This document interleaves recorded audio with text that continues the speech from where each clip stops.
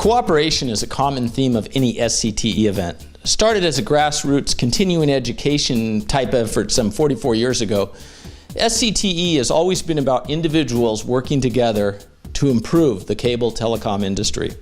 That spirit was as strong as ever at this year's Cable Tech Expo. Mark Zubin, President and CEO of SCTE, characterized the importance of industry cooperation in his comments about the disaster recovery approach that was literally center stage. This particular sector of business continuity is about a lot of learning from Sandy, from Katrina, and elsewhere, that our industry has evolved significantly in a higher level of service relative to what we carry. As an example, wireless backhaul.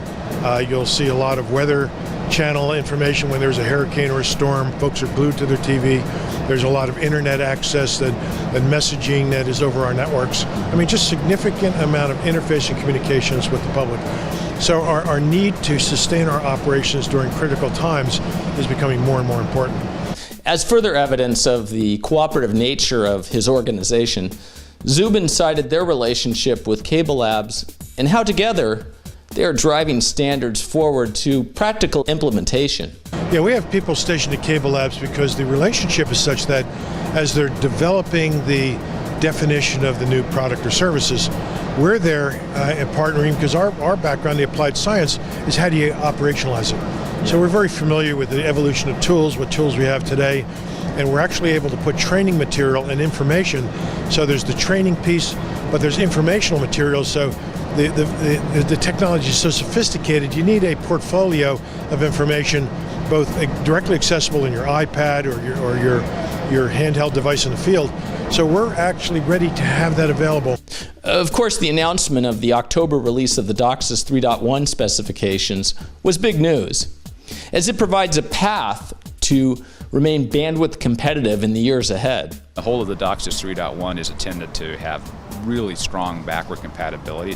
There is new stuff being done, but it's very much meant to be easy to use within the environment, the investments that have already been made in DOCSIS 3. Still, a couple of engineers expressed concerns about time to market and infrastructure challenges.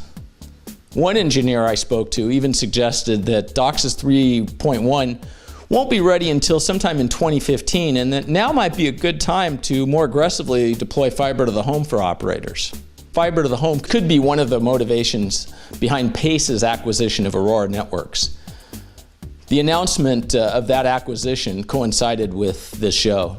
Regardless of the specific architecture used, high bitrate broadband networks will be particularly valuable for operators' wireless plans, as well as being able to support the data offload demands of other carriers, traditional wireless carriers.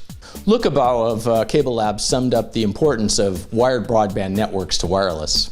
The way you're going to get capacity wirelessly, the only real way to do that ultimately is through geographic reuse, which means small cells of one type or another. Right.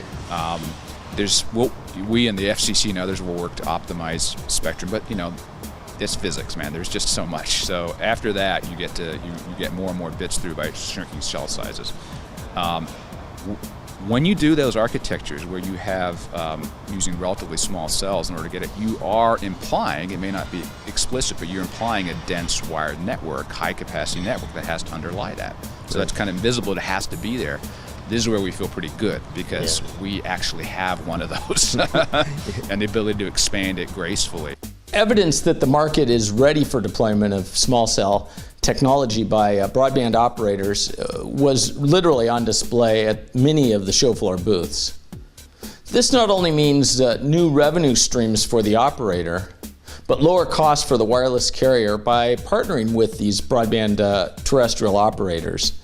And it means a faster rollout form of small cells, faster with lower upfront and ongoing operational costs than if they were to build the network themselves. So a real boon to the both the wired operator as well as these wireless carriers. Of course, video is a major topic of discussion. Elemental displayed what they believe is the first demonstration of live 4K encodes. Among others, Startup.io demonstrated an Android-based operator-branded video aggregation service that works on multiple platforms, multiple screens, and allows for the integration of both managed and over-the-top services.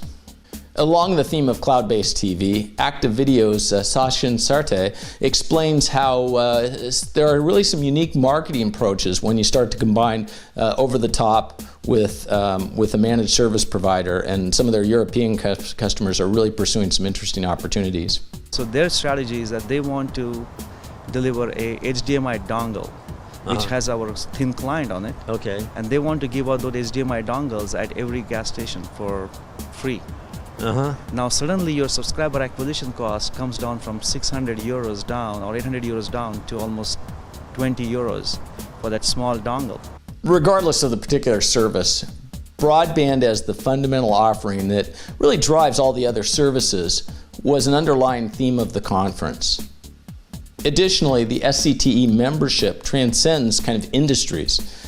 And to this point, a long time ago, the SCTE changed the meaning of the T from TV to telecommunications.